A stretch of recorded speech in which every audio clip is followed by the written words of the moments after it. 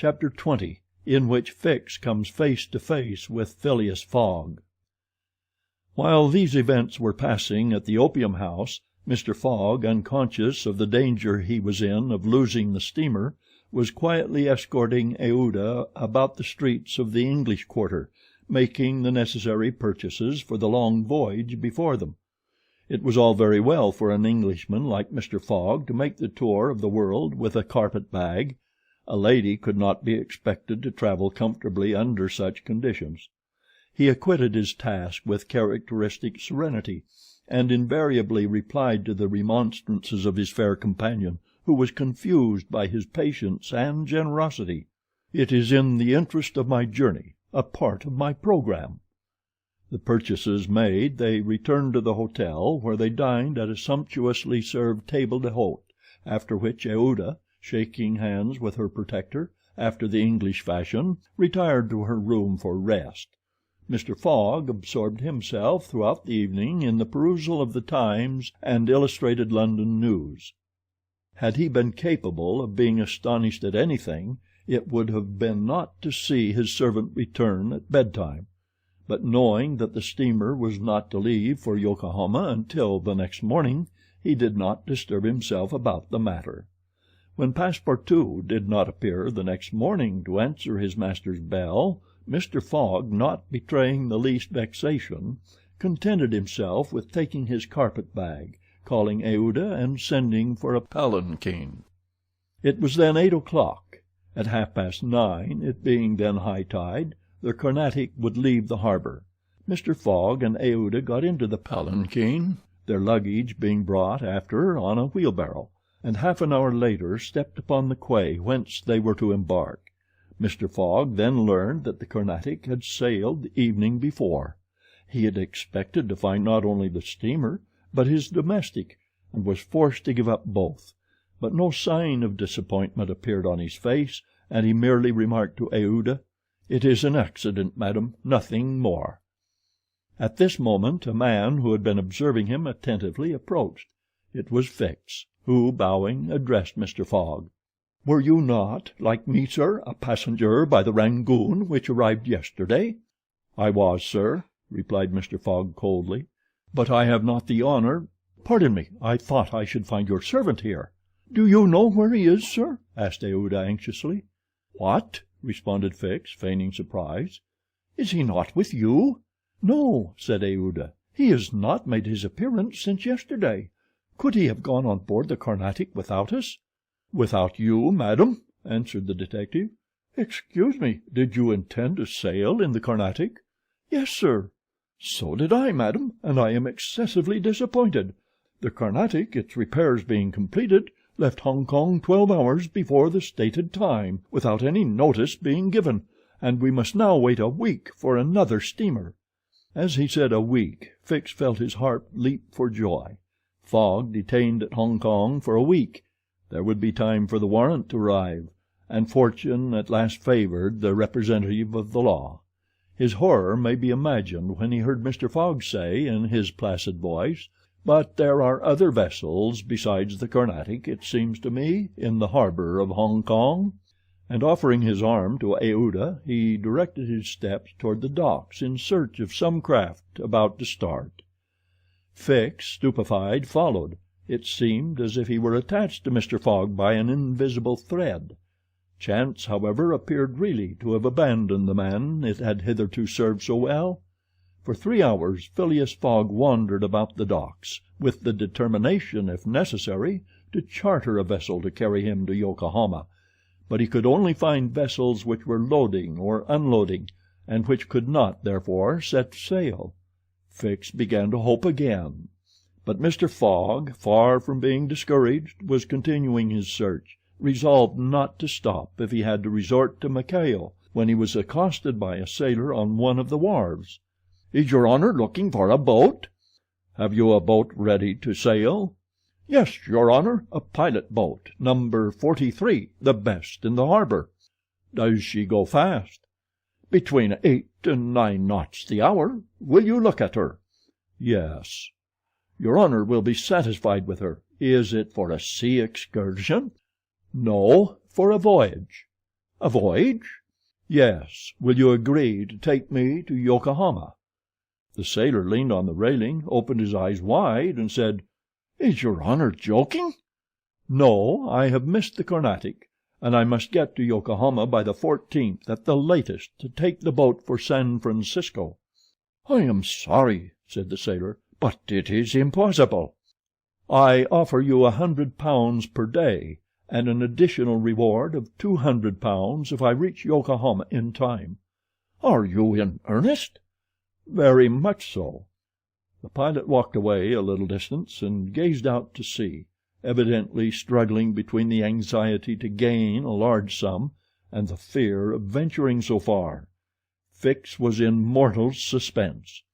Mr. Fogg turned to Aouda and asked her, "You would not be afraid, would you, madam?" "Not with you, Mr. Fogg," was her answer. The pilot now returned, shuffling his hat in his hands. "Well, pilot?" said Mr. Fogg.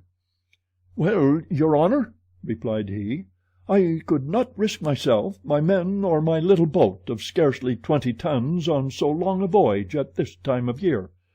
Besides, we could not reach Yokohama in time, for it is 1,660 miles from Hong Kong." "Only 1,600," said Mr. Fogg. "It's the same thing."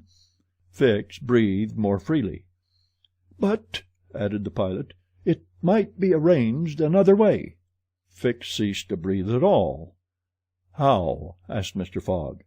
"By going to Nagasaki at the extreme south of Japan, or even to Shanghai, which is only 800 miles from here.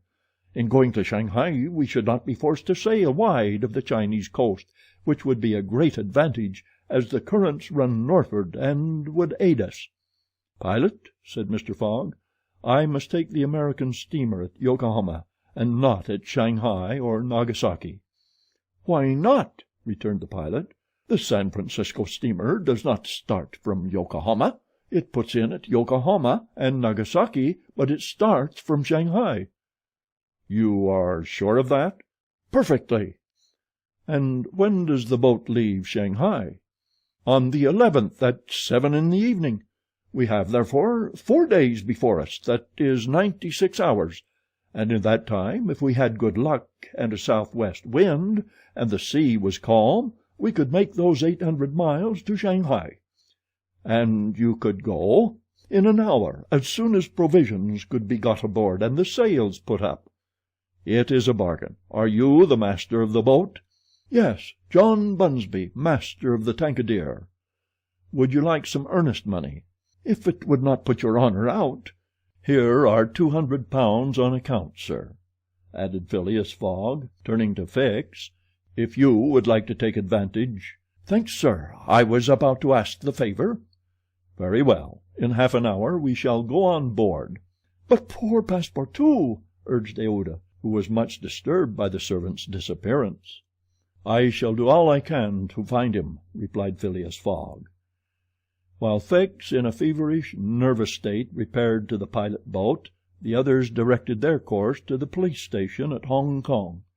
Phileas Fogg there gave Passepartout's description, and left a sum of money to be spent in the search for him. The same formalities having been gone through at the French consulate, and the palanquin having stopped at the hotel for the luggage, which had been sent back there, they returned to the wharf. It was now 3 o'clock, and pilot boat number 43, with its crew on board and its provisions stored away, was ready for departure. The Tankadere was a neat little craft of 20 tons, as gracefully built as if she were a racing yacht. Her shining copper sheathing, her galvanized ironwork, her deck, white as ivory, betrayed the pride taken by John Bunsby in making her presentable. Her 2 masts leaned a trifle backward. She carried brigantine, foresail, storm jib, and standing jib, and was well rigged for running before the wind, and she seemed capable of brisk speed, which indeed she had already proved by gaining several prizes in pilot boat races. The crew of the Tankadere was composed of John Bunsby, the master, and 4 hardy mariners who were familiar with the Chinese seas. John Bunsby himself, a man of 45 or thereabouts, vigorous, sunburnt, with a sprightly expression of the eye, and energetic and self-reliant countenance, would have inspired confidence in the most timid. Phileas Fogg and Aouda went on board, where they found Fix already installed.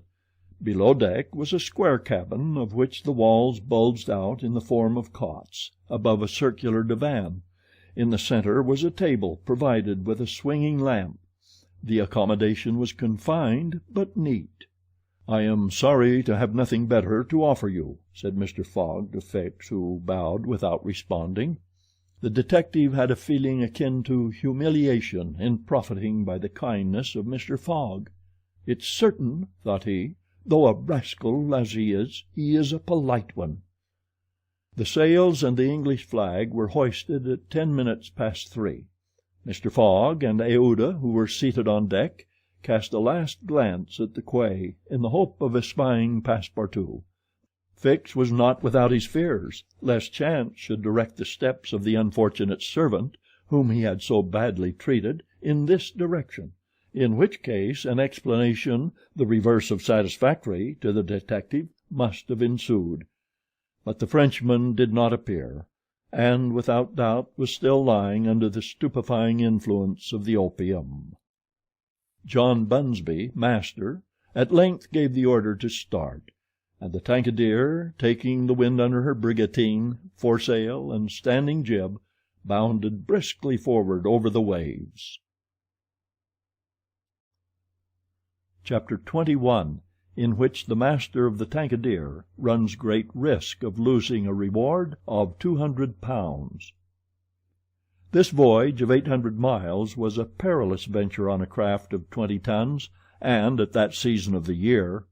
The Chinese seas were usually boisterous, subject to terrible gales of wind, and especially during the equinoxes, and it was now early November. It would clearly have been to the master's advantage to carry his passengers to Yokohama, since he was paid a certain sum per day, but he would have been rash to attempt such a voyage, and it was imprudent even to attempt to reach Shanghai. But John Bunsby believed in the Tankadere, which rode on the waves like a seagull, and perhaps he was not wrong. Late in the day they passed through the capricious channels of Hong Kong, and the Tankadere, impelled by favorable winds, conducted herself admirably. "I do not need, pilot," said Phileas Fogg when they got into the open sea, "to advise you to use all possible speed." "Trust me, your honor. We are carrying all the sail the wind will let us. The poles would add nothing, and are only used when we are going into port." "It's your trade, not mine, pilot, and I confide in you." Phileas Fogg, with body erect and legs wide apart, standing like a sailor, gazed without staggering at the swelling waters. The young woman who was seated aft was profoundly affected as she looked out upon the ocean, darkening now with the twilight, on which she had ventured in so frail a vessel. Above her head rustled the white sails, which seemed like great white wings. The boat, carried forward by the wind, seemed to be flying in the air. Night came. The moon was entering her first quarter, and her insufficient light would soon die out in the mist on the horizon. Clouds were rising from the east, and already overcast a part of the heavens. The pilot had hung out his lights, which was very necessary in these seas crowded with vessels bound landward, for collisions are not uncommon occurrences, and at the speed she was going the least shock would shatter the gallant little craft. Fix, seated in the bow, gave himself up to meditation. He kept apart from his fellow travelers, knowing Mr. Fogg's taciturn tastes. Besides, he did not quite like to talk to the man whose favors he had accepted. He was thinking, too, of the future. It seemed certain that Fogg would not stop at Yokohama, but would at once take the boat for San Francisco, and the vast extent of America would ensure him impunity and safety. Fogg's plan appeared to him the simplest in the world. Instead of sailing directly from England to the United States like a common villain, he had traversed 3/4 of the globe, so as to gain the American continent more surely, and there, after throwing the police off his track, he would quietly enjoy himself with the fortune stolen from the bank. But once in the United States, what should he, Fix, do? Should he abandon this man? No, 100 times no. Until he had secured his extradition he would not lose sight of him for an hour. It was his duty, and he would fulfill it to the end. At all events, there was one thing to be thankful for. Passepartout was not with his master, and it was above all important, after the confidences Fix had imparted to him, that the servant should never have speech with his master. Phileas Fogg was also thinking of Passepartout, who had so strangely disappeared. Looking at the matter from every point of view, it did not seem to him impossible that by some mistake the man might have embarked on the Carnatic at the last moment, and this was also Aouda's opinion, who regretted very much the loss of the worthy fellow to whom she owed so much. They might then find him at Yokohama, for if the Carnatic was carrying him thither, it would be easy to ascertain if he had been on board. A brisk breeze arose about 10 o'clock. But though it might have been prudent to take in a reef, the pilot, after carefully examining the heavens, let the craft remain rigged as before. The Tankadere bore sail admirably, as she drew a great deal of water, and everything was prepared for high speed in case of a gale. Mr. Fogg and Aouda descended into the cabin at midnight, having been already preceded by Fix, who had lain down on one of the cots. The pilot and crew remained on deck all night. At sunrise the next day, which was the 8th of November, the boat had made more than 100 miles. The log indicated a mean speed of between 8 and 9 miles. The Tankadere still carried all sail, and was accomplishing her greatest capacity of speed. If the wind held as it was, the chances would be in her favor. During the day she kept along the coast, where the currents were favorable. The coast, irregular in profile and visible sometimes across the clearings, was at most 5 miles distant. The sea was less boisterous, since the wind came off land, a fortunate circumstance for the boat, which would suffer, owing to its small tonnage, by a heavy surge on the sea. The breeze subsided a little towards noon, and set in from the southwest. The pilot put up his poles, but took them down again within 2 hours, as the wind freshened up anew. Mr. Fogg and Aouda, happily unaffected by the roughness of the sea, ate with a good appetite, Fix being invited to share their repast, which he accepted with secret chagrin. To travel at this man's expense and live upon his provisions was not palatable to him. Still he was obliged to eat, and so he ate. When the meal was over, he took Mr. Fogg apart and said, "Sir?" This "sir" scorched his lips, and he had to control himself to avoid collaring this gentleman. "Sir, you have been very kind to give me a passage on this boat, but though my means will not admit of my expending them as freely as you, I must ask to pay my share." "Let us not speak of that, sir," replied Mr. Fogg. "But if I insist?" "No, sir," repeated Mr. Fogg in a tone which did not admit of a reply. "This enters into my general expenses." Fix, as he bowed, had a stifled feeling, and going forward, where he ensconced himself, did not open his mouth for the rest of the day. Meanwhile they were progressing famously, and John Bunsby was in high hope. He several times assured Mr. Fogg that they would reach Shanghai in time, to which that gentleman responded that he counted upon it. The crew set to work in good earnest, inspired by the reward to be gained. There was not a sheet which was not tightened, not a sail which was not vigorously hoisted, not a lurch could be charged to the man at the helm. They worked as desperately as if they were contesting in a royal yacht regatta.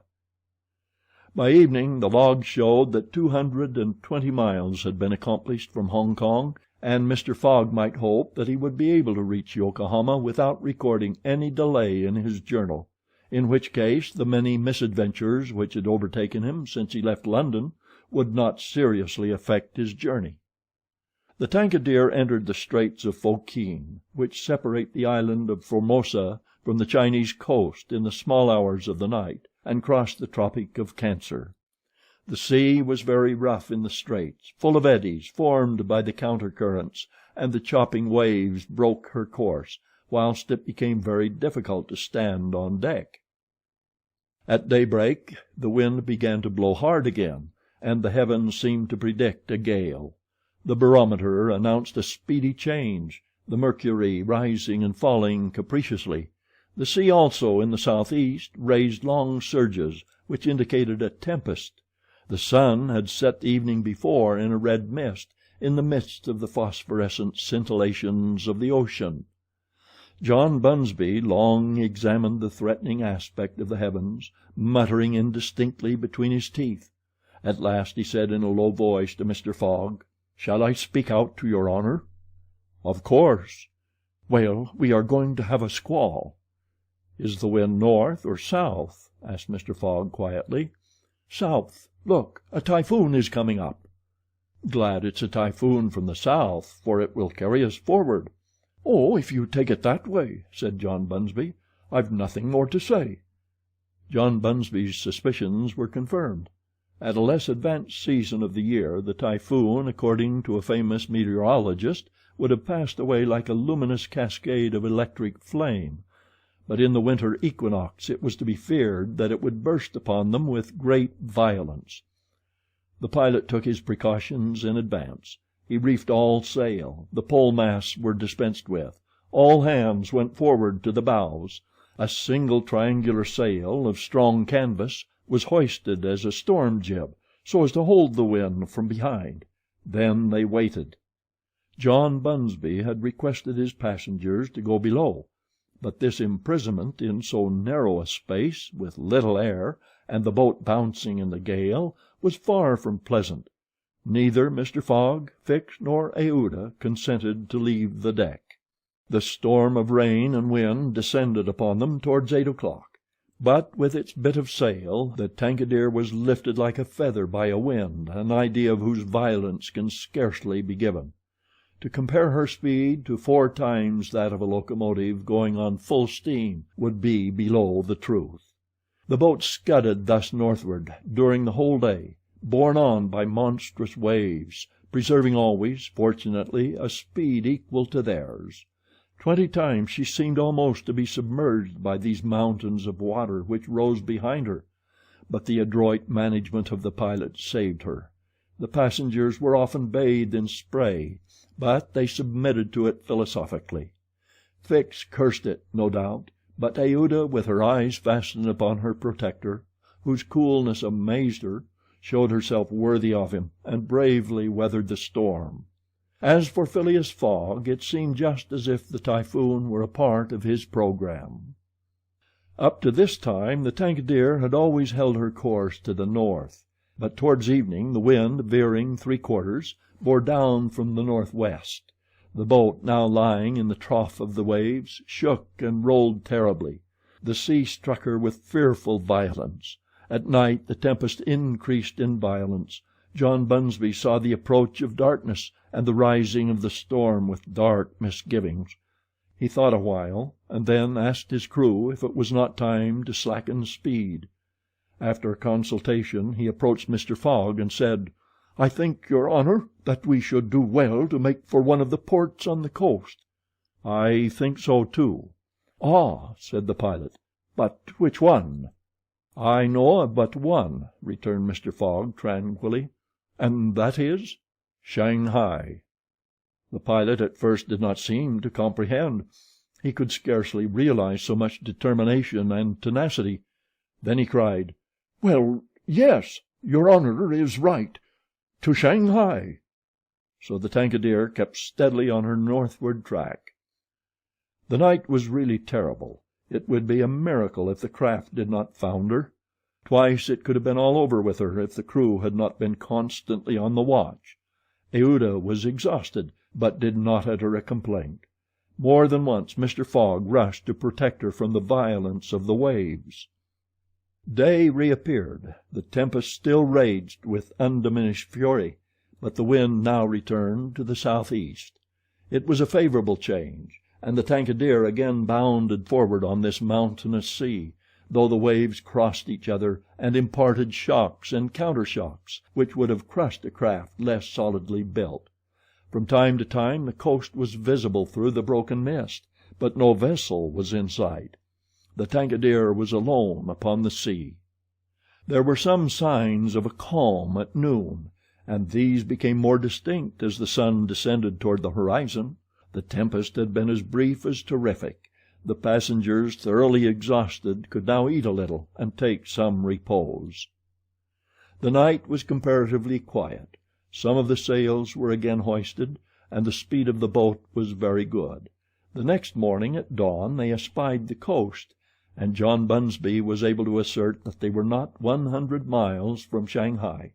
100 miles, and only 1 day to traverse them.